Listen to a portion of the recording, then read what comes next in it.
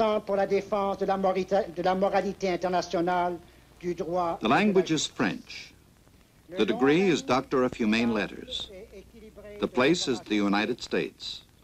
A world leader and educator is being honored. His Imperial Majesty Emperor Haile Selassie I of Ethiopia. He is no stranger to the atmosphere of learning found on the campus of Georgetown University.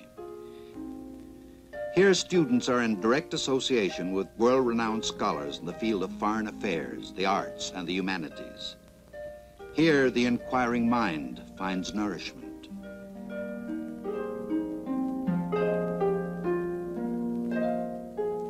During the 8-day visit of Haile Selassie to the United States, he will participate in many ceremonies that demonstrate the respect of a friendly nation.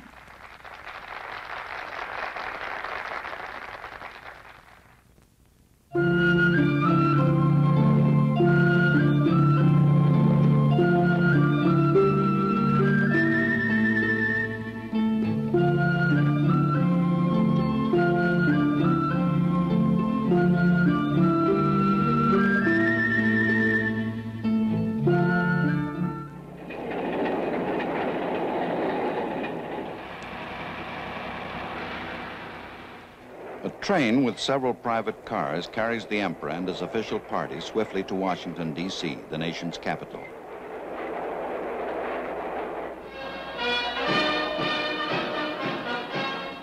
This will be the first meeting for President John F. Kennedy and Mrs. Kennedy with the man who played a leading role in the creation of African unity.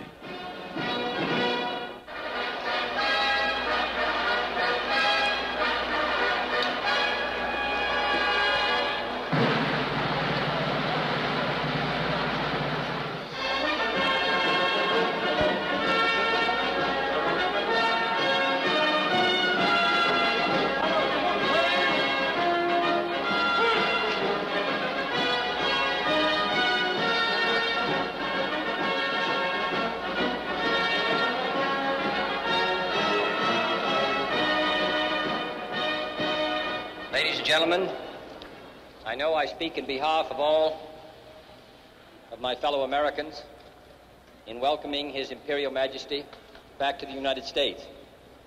Since His Majesty visited the United States nearly a decade ago, we have seen one of the most extraordinary revolutions in history, and that has been the appearance on the world scene of 29 independent countries in the short space of less than 10 years, including over 150 million people. The conference recently held in His Majesty's capital served, I think, to bring together in a great cooperative movement the people of most of these countries. And the success of that conference was due in no small part to the leadership of our distinguished guest. His efforts to move his country forward and provide a better life for its people, and his efforts throughout the world, which stretch back over 30 or 40 years. For all of this, Your Majesty, we take the greatest pride in welcoming you here. You do us honor, and I can assure you that there is no guest that we will receive in this country that will give a greater sense of livelier pride and satisfaction to the American people than your presence here today. Your Majesty, you're most welcome.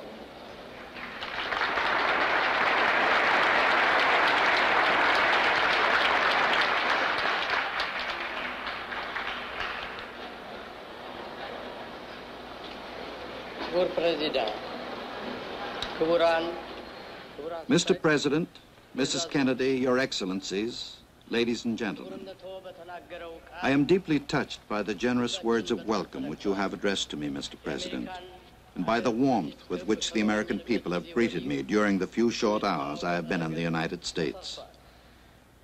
In the decade which has elapsed since my first voyage to America, the face of the globe has been vastly altered. Africa and Asia have been transformed into continents whose people are almost entirely removed from the subjugated status which was the lot of so many of them but a few short years ago. As free men, we Africans are now seeking the unity and the oneness which will enable us to put our freedom to the best use. The service of the peoples of our continent, the defense of right and justice, the protection of the peace. የህዝባችን ኑሮ ደረጃ ተሻሽሎ ድህነትና ድንቁርና ከዓለም እንዲወገድ ቁርጥ ሐሳብ አድርገናል።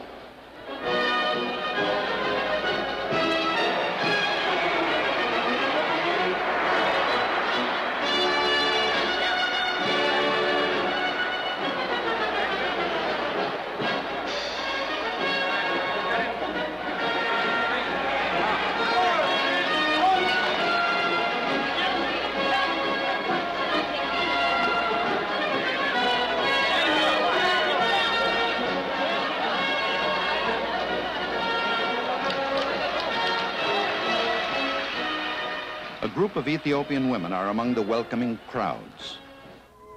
The Emperor of Ethiopia has come to Washington to discuss important aspects of world peace and economic progress. He confers with President Kennedy on African problems and aspirations in these vital areas.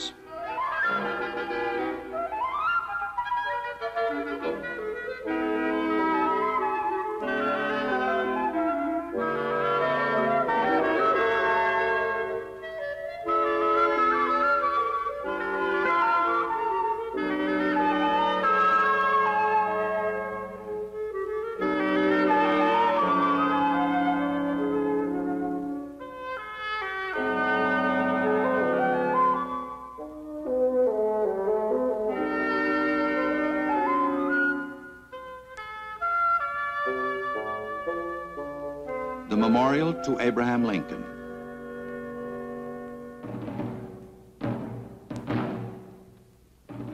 The Emperor and his party arrive at the Lincoln Memorial to place a silver wreath in honor of the American president, who is an international symbol of unity and freedom.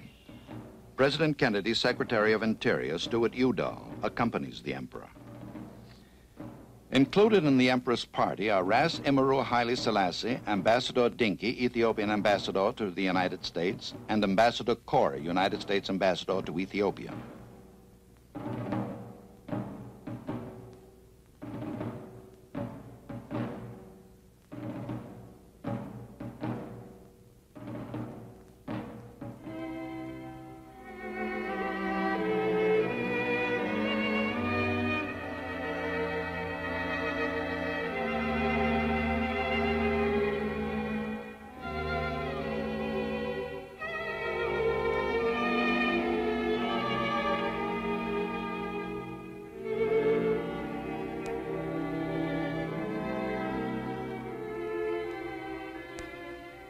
Mr. Udall reads from Abraham Lincoln's immortal Gettysburg Address.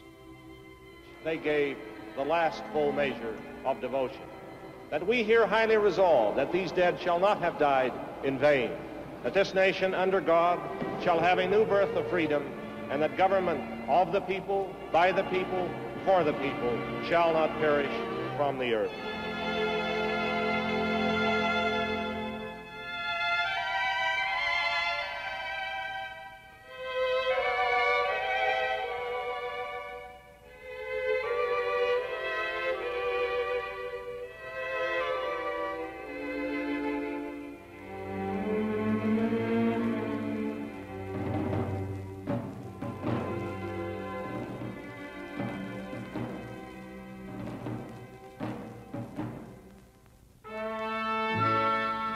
At the National Legislature, the Vice President of the United States, Lyndon B. Johnson, and leaders of the Senate and House of Representatives hold discussions with the Emperor. This is where the men and women elected by the American people make the laws which govern them and determine American policies and world affairs.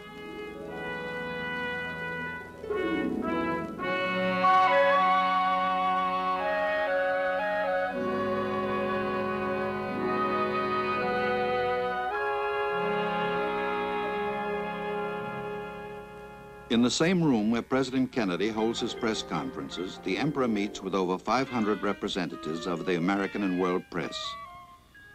He describes the purpose of his visit: to renew his acquaintance with our nation and to ensure that the ties of friendship which have linked the two countries over the years will be maintained and strengthened.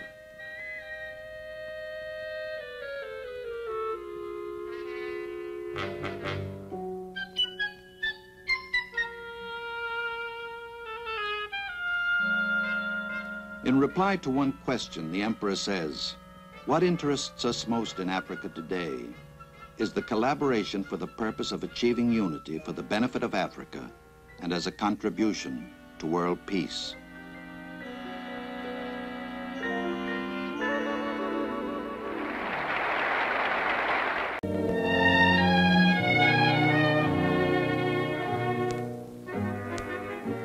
Departing Washington, the Secretary of State, Dean Rusk, and Mrs. Rusk accompany the royal party to a heliport at the Naval Observatory near downtown Washington.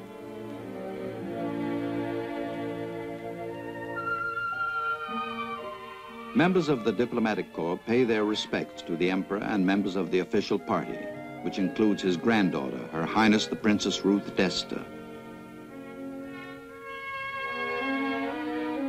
The first stage of the journey is aboard President Kennedy's helicopter to the airport, then on to New York City.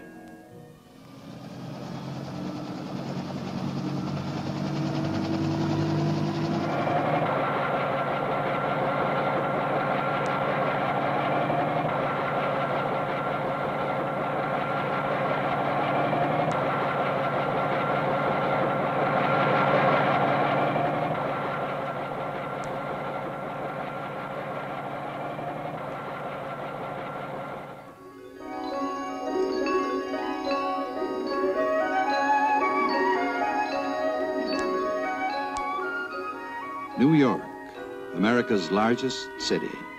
Towers of concrete and steel and organized stone probe the sky.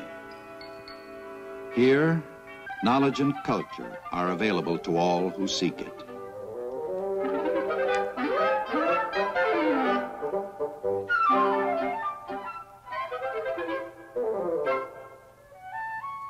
In libraries, in art museums,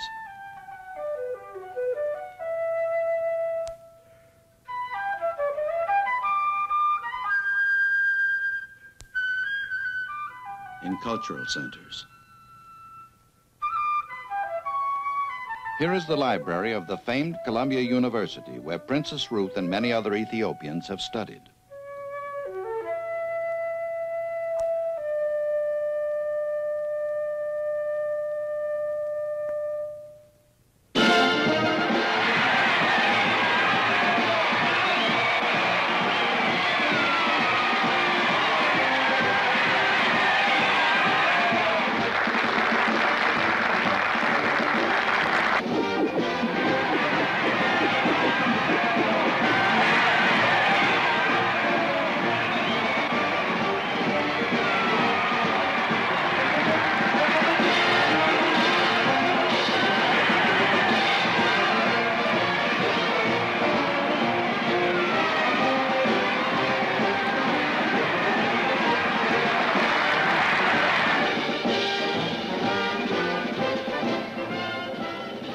The mayor of the city of New York, Robert F. Wagner, and Mrs. Wagner greet the Lion of Judah on the steps of the City Hall.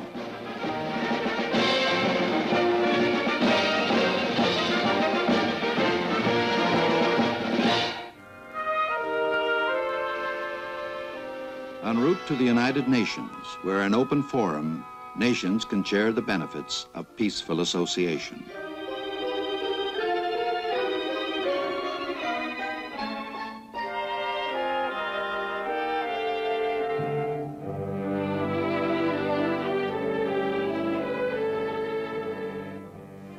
Secretary General U Thant greets the Emperor and is presented with the Charter of African Unity drafted at the Addis Ababa Conference and ratified by the African states.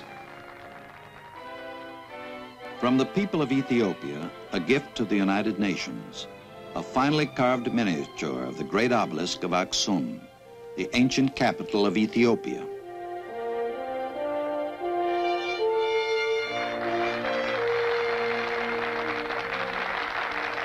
The Emperor addresses a special meeting of the General Assembly. ክቡር ፕሬዚዳንት የተከበራችሁ መልእክተኞች The Charter of the United Nations expresses the noblest aspirations of man, the abjuration of force in the settlement of disputes between states, The assurance of human rights and fundamental freedoms for all without distinction as to race, sex, language, or religion. The safeguarding of international peace and security. ሰብአዊ መብቱ እንዲጠበቅለት ለማረጋገጥ የዓለም ሰላምና ጸጥታ እንዲጠበቅ ለማድረግ የሚያስችሉትን የሰው ልጅ የሚመኛቸውን ከፍተኛ ዓላማዎች የያዘ ነው።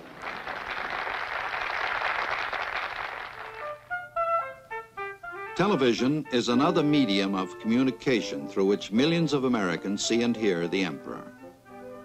On a program devoted to current events, the sight and sound of free discussion is transmitted to the television audience.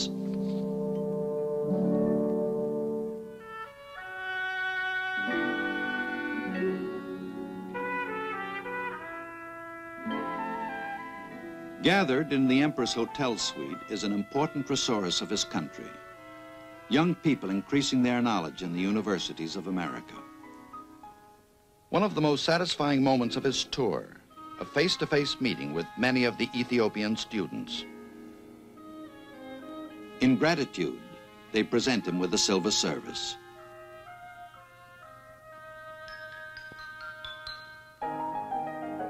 He thanks them and replies that the gift he wants most is unity of purpose, their cooperation in quickening the pace of Ethiopian development.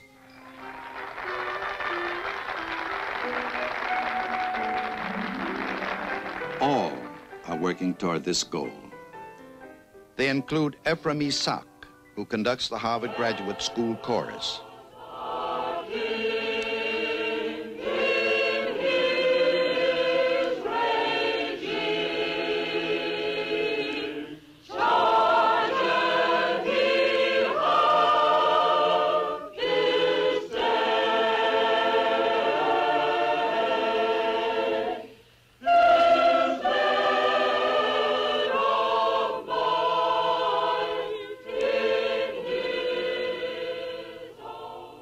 His mission? To found a conservatory in Addis Ababa, taking his doctorate at Harvard University, where President Kennedy was also graduated.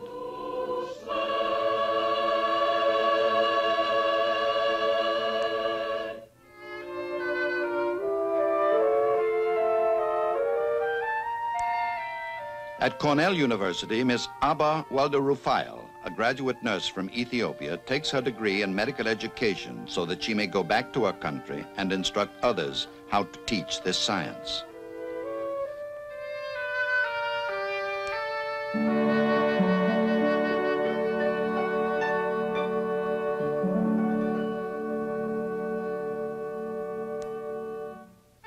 On the same campus, Bayena Chichai-Balu, a former government agricultural agent from Harar in the eastern part of Ethiopia, digs deeper into the science of agronomy, learning to overcome the common problems that face men who work the soil in all parts of the world. His specialty is animal husbandry. Laboratory and field experiments relate to the types of problems he will find in helping to attain greater yields from Ethiopian fields and livestock.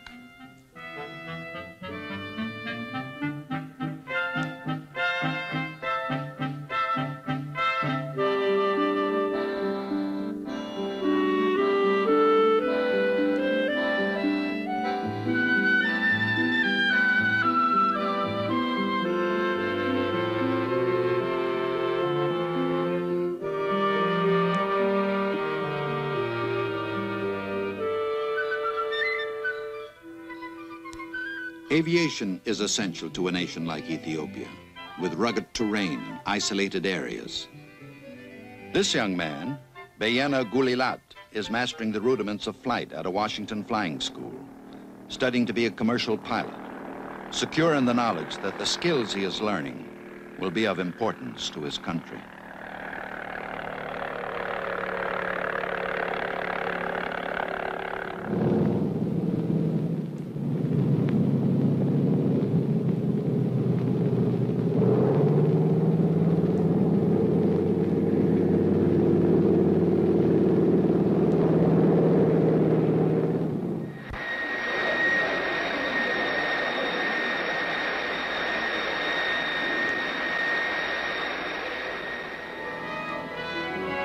The knowledge and skills of America have been made available to these students through the dedication and foresight of their Emperor, Haile Selassie.